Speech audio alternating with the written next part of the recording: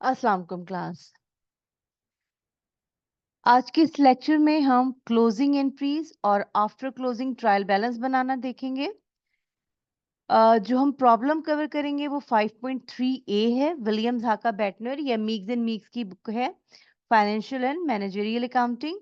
और इसमें हम कवर करेंगे अगर एक ऑर्गेनाइजेशन अनप्रॉफिटेबल होती है यानी कंपनी को लॉस हो जाता है, तो फिर उस लॉस को हम क्लोजिंग एंट्रीज में किस तरह से एडजस्ट करते हैं, क्या चेंजेस आती हैं और आफ्टर क्लोजिंग ट्रायल बैलेंस में क्या आता है।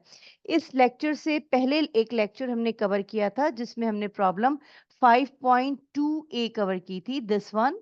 और इसमें बिल्कुल हमने इसी तरह देखा था कि इसमें क्लोजिंग एंट्रीज हमने बनाई थी, लेकिन ये ऑर्गेनाइजेशन क्या थी, प्रॉफिटेबल थी, कि प्रॉफिट होता है कंपनी को और फिर हम उसमें उसकी हम रिक्वायरमेंट पूरी करते हैं। इसमें हम देखेंगे कि अगर प्रॉफिट ना हो तो क्या होता है। सो डेटा आप देख लीजिए। एसेट्स, लायबिलिटीज, ओनर इक्विटी दी हुई है, एक्सपेंसेस और रेवेन्यू दिए हुए हैं। और आपको कहा गया है इनकम स्टेटमेंट बनाना है, रिक्वायरमेंट ए में रिटेन अर्निंग स्टेटमेंट बनाना है और बैलेंस शीट बनाना है। और लिखा हुआ है the company has no income taxes. इसके अलावा ईयर एंड क्लोजिंग एंट्रीज है, आफ्टर क्लोजिंग ट्रायल बैलेंस बनाना है और फिर हमने कंपनी की फाइनेंशियल पोजीशन को इवेलुएट करना है। अगर आप देखें तो हम इसको स्टार्ट करते हैं। ये ट्रायल बैलेंस है मिस्टिक मास्टर्स का। इसको हम एक्सेल शीट पे हम स्टार्ट करते हैं यहाँ से। ये ट्रायल बैलेंस मैंने एक्सेल शीट पे कॉपी किया हुआ है। इनकम स्टेटमेंट हम सबसे पहले बनाते हैं। इनकम स्टेटमेंट में हमारे पास रेवेन्यू मौजूद है, दिस वन। हम रेवेन्यू लेंगे और रेवेन्यू में से तमाम एक्सपेंसेस हम क्या करेंगे, माइनस कर देंगे। तो हम रेवेन्यू चेक करते हैं, रेवेन्यू हमारे पास कहाँ मौजूद है, दिस वन। ये रेवेन्यू मौजूद है 50,000। तो सबसे पहले हम रेवेन्यू में लिखेंगे क्लाइंट रेवेन्यू अर्न। तो हमें रेवेन्यू कितना दिया हुआ है, यहाँ पे हमें रेवेन्यू दिया हुआ है 50,000। तो हम ये 50,000 यहाँ से हमने 52,000 यहाँ से हमने कॉपी कर लिया रेवेन्यू ट्रायल बैलेंस से। और ये ट्रायल बैलेंस कौन सा है, इसके ऊपर हेडिंग देखिए, एडजस्टेड ट्रायल बैलेंस की हेडिंग मौजूद है। जैसे हमने प्रीवियस लेक्चर में प्रॉब्लम नंबर 4.4, 5, 6, 7 ए कवर किया था और उसमें हमने देखा था कि अनएडजस्टेड ट्रायल बैलेंस से हम एडजस्टेड ट्रायल बैलेंस कैसे बनाते हैं। तो ये वो वाला एडजस्टेड ट्रायल बैलेंस मौजूद है। उसके बाद हम इसमें से माइनस कर देंगे तमाम ऑपरेटिंग एक्सपेंसेस। तो ऑपरेटिंग एक्सपेंसेस में हमारे पास कौन कौन से एक्सपेंसेस शामिल हैं, हम चेक कर लेते हैं। हमारे पास जो एक्सपेंसेस शामिल हैं, जो जो मौजूद हैं, इसमें हमारे पास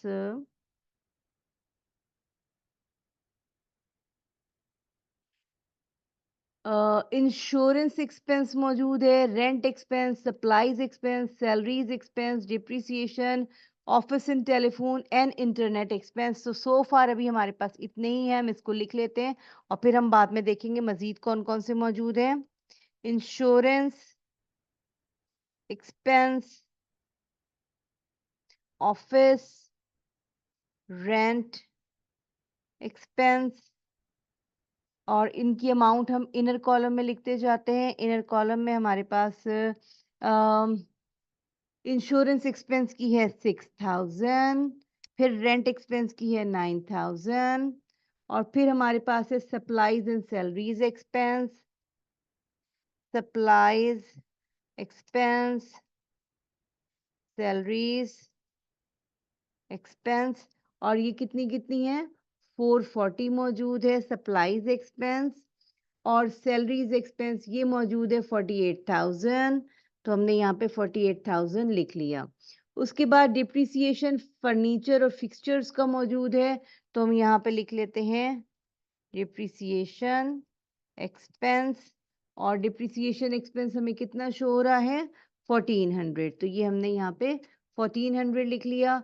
ऑफिस एंड टेलीफोन एक्सपेंस और इंटरनेट एक्सपेंस, तो ऑफिस टेलीफोन एक्सपेंस जो कि कितना मौजूद है, ये मौजूद है 3,000। और उसके बाद इन ये है 3,000। और फिर है हमारे पास इंटरनेट सर्विस एक्सपेंस, जो कि कितना मौजूद है, ये मौजूद है 4900। ये भी हमने कॉपी कर लिया। और अब हम देखते हैं कि हमारे पास और कोई एक्सपेंस मौजूद है। बिल्कुल मौजूद है, लीगल एक्सपेंस मौजूद है। Legal expense, interest expense, miscellaneous expense. तो हम ये भी लाइन से लिखते हैं। हमारे पास सबसे पहले कौन से एक्सपेंस है, लीगल एक्सपेंस। और लीगल एक्सपेंस कितना है हमारे पास, 1500 मौजूद है। और फिर इंटरेस्ट एक्सपेंस तो हमारा नॉन ऑपरेटिंग एक्सपेंस है, तो इसको हम बाद में कंसिडर करेंगे। मिसलेनियस एक्सपेंस हम लिख लेते हैं।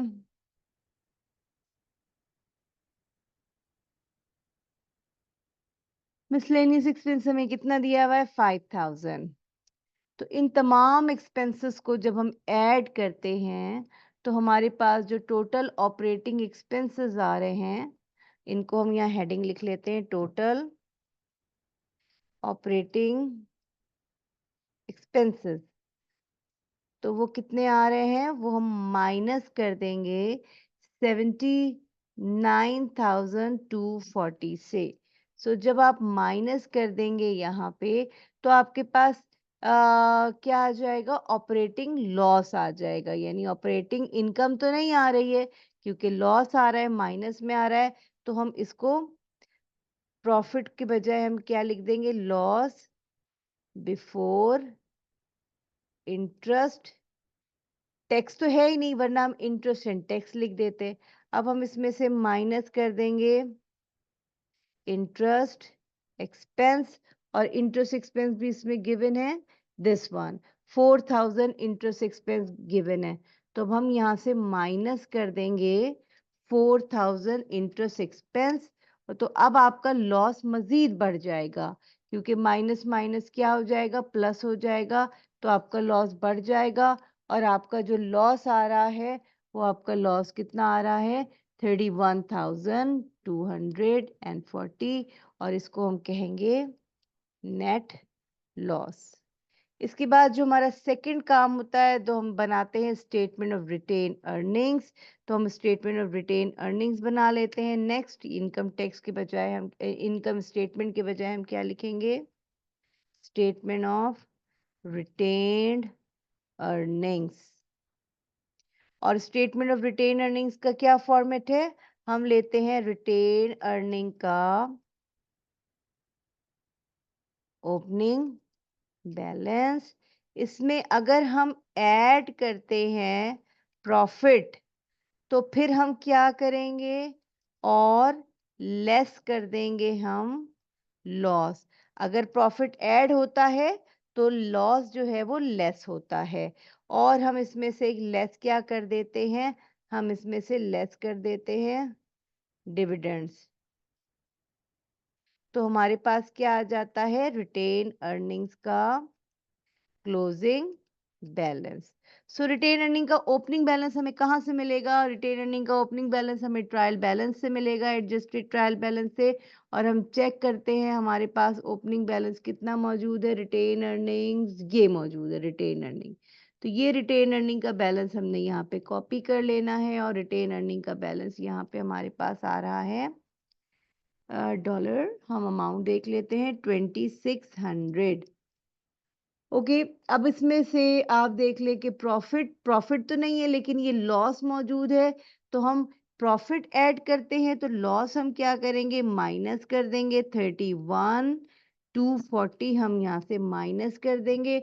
डिविडेंड मौजूद नहीं है इस सवाल में, अगर डिविडेंड मौजूद होता तो वो भी हम माइनस कर लेते। और फिर हम इसका सम कैलकुलेट कर लेंगे, और इसका जब आप सम कैलकुलेट करेंगे तो आप देखें कि ये आपका रिटेन अर्निंग का जो क्लोजिंग बैलेंस है, ये भी क्या आ रहा है, नेगेटिव आ रहा है, क्योंकि लॉस हुआ है कंपनी को। लास्ट में हम क्या बनाते हैं, लास्ट में हम बैलेंस शीट बना लेंगे। और बैलेंस शीट हम किस तरह से बनाएंगे कि स्टेटमेंट ऑफ रिटेन अर्निंग के बजाय हम लिख लेते हैं statement of financial position. So statement of financial position, और ये for the period balance sheet कभी नहीं बनती है। बैलेंस शीट हमेशा बनती है as on December 31st, date जो है हमारे पास हमने डाल दी। एक साइड पे हम क्या लिख लेंगे, तमाम एसेट्स लिख लेंगे। एसेट्स हम चेक करते हैं हमारे पास कौन कौन से एसेट्स हैं, तो यहाँ से हमने तमाम एसेट्स कॉपी कर लिए और हम एक दफ़ा यहाँ पे एसेट साइड पे हम ये तमाम एसेट्स लिख देंगे, दिस वन।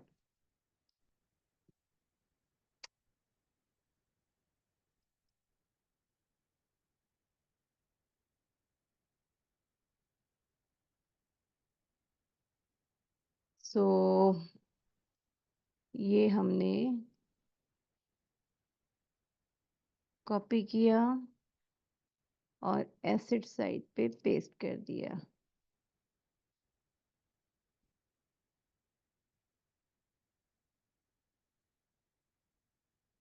ये तमाम एसेट्स आ गए। अच्छा, इन एसेट्स को हम लिखेंगे आउटर कॉलम में, और फर्नीचर एंड फिक्सचर से हम इसका डिप्रिसिएशन माइनस कर देंगे। तो ये देखिए डिप्रिसिएशन आ रहा है 5200, तो यहाँ पे हम लिख देंगे -5200। सो अगर आप इसका बैलेंस देखें तो यहाँ पे हम इसकी प्रेजेंटेशन के लिए एक लाइन ड्रॉ कर देंगे ताकि हमें पता चले ये इसमें से माइनस हो रहा है। तो अगर आप 8400 में से माइनस करें 5200, तो हमारे पास जो फर्नीचर एंड फिक्सचर है वो कितना आ जाएगा, 3200 का। तमाम एसेट्स को थोड़ा स्पेस दे के नीचे हम क्या करेंगे, इसको ऐड कर लेंगे, और ऐड करने के बाद जो हमारा टोटल एसेट्स आ रहा है, वो टोटल एसेट्स की अमाउंट जो हमारी आ रही है वो है 8160।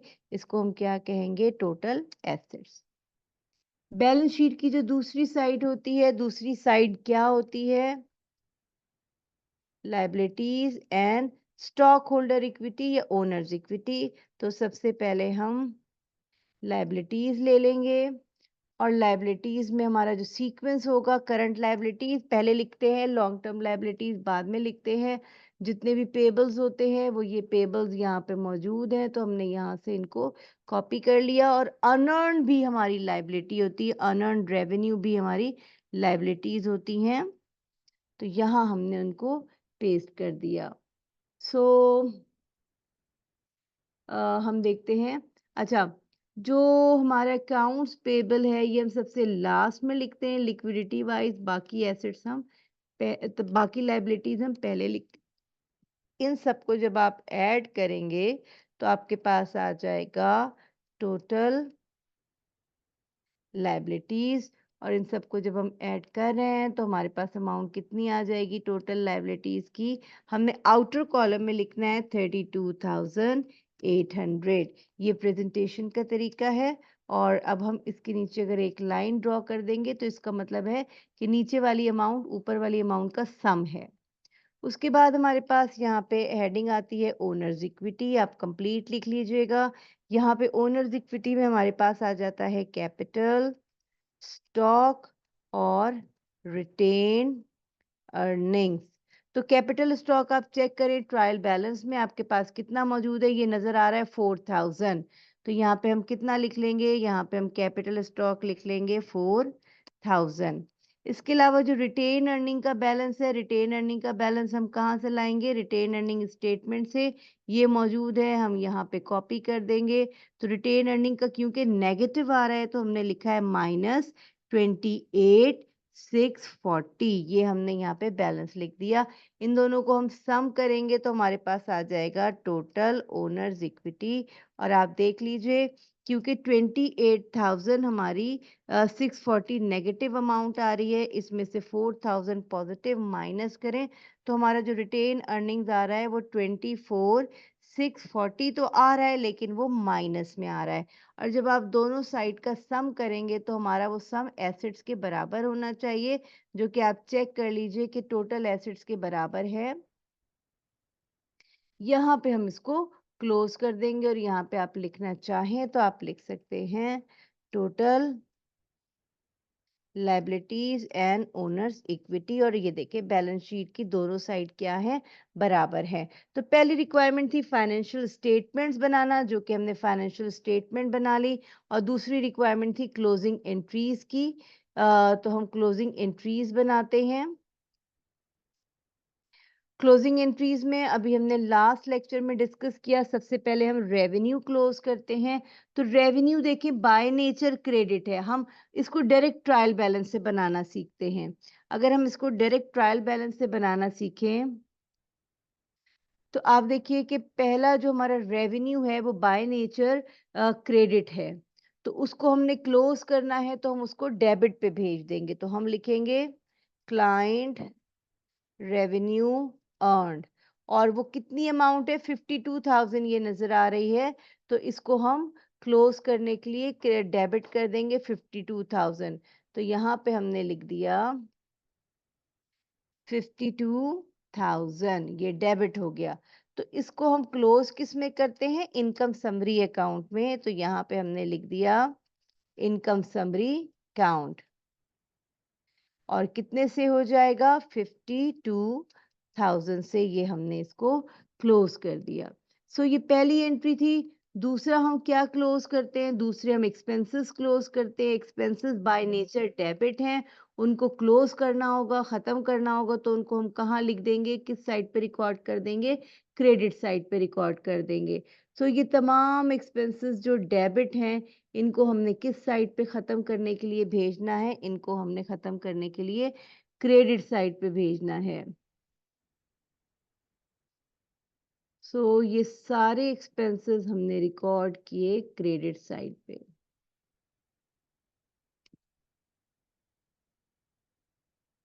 और हमने इसको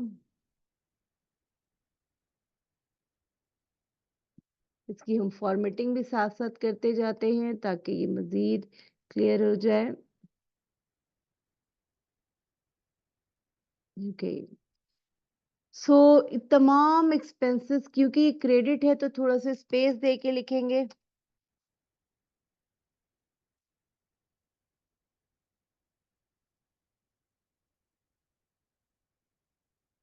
तो आप चेक कर लीजिए, सप्लाई एक्सपेंसेस हैं, बाय नेचर तमाम एक्सपेंसेस डेबिट होते हैं। तो जब इनको हमने ख़त्म करना हो तो इनको हम कहाँ लिख देते हैं, किस कॉलम में लिख देते हैं, यही क्लोजिंग एंट्रीज हैं, हम इनको क्लोज कर रहे हैं। तो पहले वाली दो एंट्रीज जो क्लोज होती है वो इनकम समरी में होती हैं, और लास्ट वाली दो एंट्रीज जो क्लोज होती हैं वो रिटेन अर्निंग्स में क्लोज होती हैं। तो तमाम एक्सपेंसेस को हम वन बाय वन क्रेडिट करते जा रहे हैं, और हम उसको, इसका सम जो है वो हम किस में डेबिट करेंगे, वो हम डेबिट करेंगे यहाँ पे इनकम समरी अकाउंट में। तो इन सब को अब आप देख लीजिए, इनका जो अब हमने सम निकाला वो कितना आ रहा है, वो आ रहा है 83,000। तो इसको हमने क्लोज किस में कर दिया, 83,240 में। ये इसका टोटल था। तो ये आपकी सेकंड क्लोजिंग एंट्री थी। अब क्योंकि अब थर्ड हम क्या क्लोज करेंगे, थर्ड हम क्लोज करेंगे इनकम समरी अकाउंट में। देखिए इनकम समरी अकाउंट क्रेडिट पे कम है, डेबिट पे ज्यादा है। डेबिट पे ज्यादा है तो इसको खत्म करने के लिए हमें कहाँ भेजना पड़ेगा, इसको क्रेडिट पे भेजना पड़ेगा।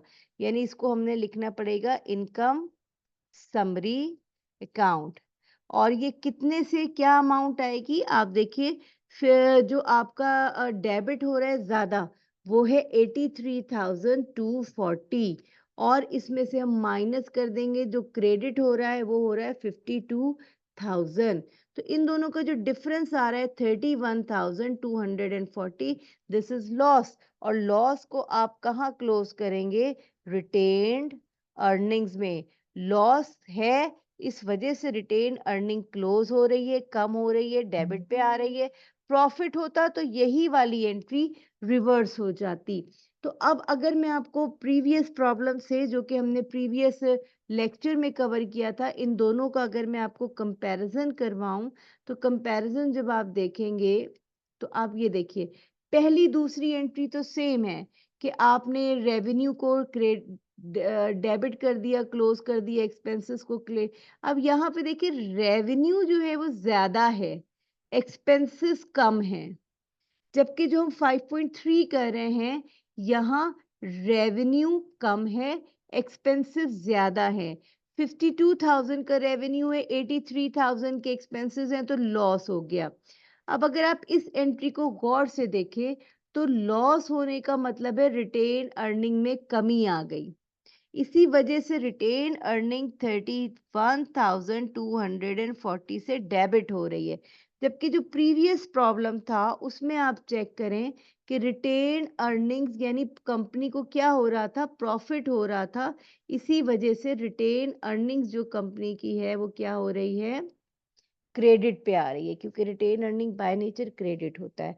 अगर प्रॉफिट होगा तो इनकम समरी डेबिट और रिटेन अर्निंग क्रेडिट होगी, और अगर कंपनी को लॉस होगा तो रिटेन अर्निंग कम हो रही है इसलिए वो डेबिट हो जाएगा और इनकम समरी क्रेडिट हो जाएगा।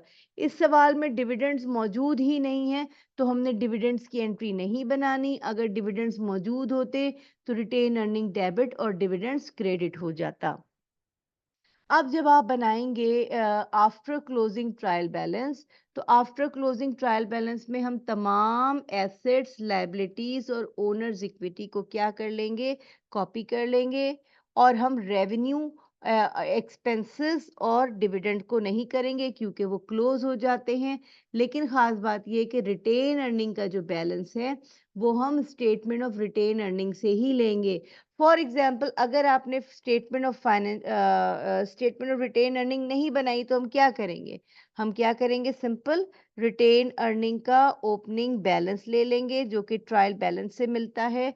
तो ट्रायल बैलेंस में चेक करें रिटेन अर्निंग का ओपनिंग बैलेंस कितना आ रहा है, दिस वन 2600। तो यहाँ पे हम कितना लिख देंगे, यहाँ पे हम लिख देंगे 2600।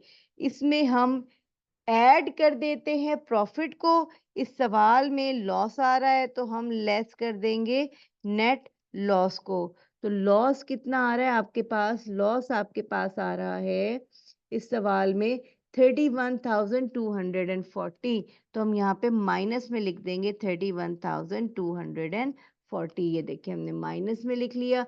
डिविडेंड होता तो यहाँ पे हम डिविडेंड भी माइनस कर देते, डिविडेंड मौजूद नहीं है तो यही आपका रिटेन अर्निंग का क्लोजिंग बैलेंस इन दोनों में एडजस्ट हो जाएगा।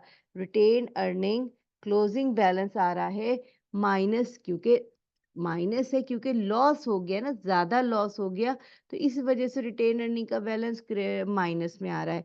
तो ट्रायल बैलेंस में हम कोई भी यहाँ पे माइनस में नहीं लिखते बल्कि हम डेबिट क्रेडिट लिखते हैं। तो हम यहाँ पे बजाय इसके कि हम उसको रिटेन अर्निंग, क्योंकि बाय नेचर क्रेडिट होता है, अगर लॉस आ रहा है या नेगेटिव आ रहा है तो उसको हम डेबिट में लिख लेंगे। यानी हम यहाँ लिख लेंगे 28,640। तो अब जब आप इसका बैलेंस देखेंगे तो देख लीजिए कि ये दोनों बैलेंस क्या हो रहे हैं, टैली हो रहे हैं, ऐड हो रहे हैं, सेम सेम आ रहे हैं। सो ये था आपका आफ्टर क्लोजिंग ट्रायल बैलेंस, जिसमें हमारे जो टेम्परेरी अकाउंट्स थे, टेम्परेरी अकाउंट्स इसमें मौजूद नहीं है। कौन कौन से टेम्परेरी अकाउंट्स थे, टेम्परेरी अकाउंट्स हमारे रेवेन्यू के, हमने उसको पहली एंट्री में क्लोज कर दिया। दूसरा था हमारा एक्सपेंसेस का, दूसरी एंट्री में हमने उनको भी क्लोज कर दिया। और तीसरा हमारा था डिविडेंड, वो मौजूद ही नहीं है। तो ये हमारी आफ्टर क्लोजिंग ट्रायल बैलेंस है जिसमें टेम्परेरी अकाउंट्स नहीं शामिल हैं, सिर्फ और सिर्फ परमानेंट अकाउंट्स शामिल हैं, परमानेंट अकाउंट्स जो कि बैलेंस शीट से रिलेटेड होते हैं। 5.2 में जो हमारी रिटेन अर्निंग की प्रेजेंटेशन थी वो हमारी क्रेडिट पे आ रही थी क्योंकि प्रॉफिट आ रहा था, और 5.3 में लॉस की वजह से रिटेन अर्निंग का, क्योंकि ओपनिंग बैलेंस इतना ज़्यादा नहीं था तो वो बैलेंस ही सारा नेगेटिव आ गया। और हम यहाँ पे ट्रायल बैलेंस में नेगेटिव अमाउंट नहीं लिखते, हाँ हम डेबिट और क्रेडिट में चेंज कर देते हैं। तो जनरली रिटेन अर्निंग क्रेडिट होता है, यहाँ पे हमारा लॉस की वजह से डेबिट हो गया। सो दैट्स इट, ये हमारी क्लोजिंग एंट्रीज थी। जल्दी से हम गो थ्रू कर दें, हमारी 4 क्लोजिंग एंट्री एंट्रीज होती हैं, कौन कौन सी होती हैं। पहली क्लोजिंग एंट्री हम क्लोज कर रहे होते हैं इनकम समरी में, दूसरी भी इनकम समरी में। एक में हम रेवेन्यू क्लोज करते हैं, दूसरे में हम एक्सपेंसेस क्लोज करते हैं, तीसरे में हम डिविडेंड क्लोज करते हैं, और हम चौथे में हम इनकम समरी क्लोज करते हैं। ये दोनों आखिर की दोनों एंट्री हम रिटेन अर्निंग में क्लोज करते हैं। और फिर जब हम ट्रायल बैलेंस बनाते हैं आफ्टर क्लोजिंग, तो उसमें रेवेन्यू, एक्सपेंसेस और डिविडेंड शामिल नहीं होते। And that's it from this lecture. Take care class. एक बात याद रखिएगा, रिटेन अर्निंग का बैलेंस या तुम रिटेन अर्निंग स्टेटमेंट से निकालते हैं और रिटेन अर्निंग स्टेटमेंट रिक्वायर्ड नहीं है, तो सिंपली आप इसको एडिशन सब्ट्रैक्शन करके आप कैलकुलेट कर लेते हैं। So class, take care.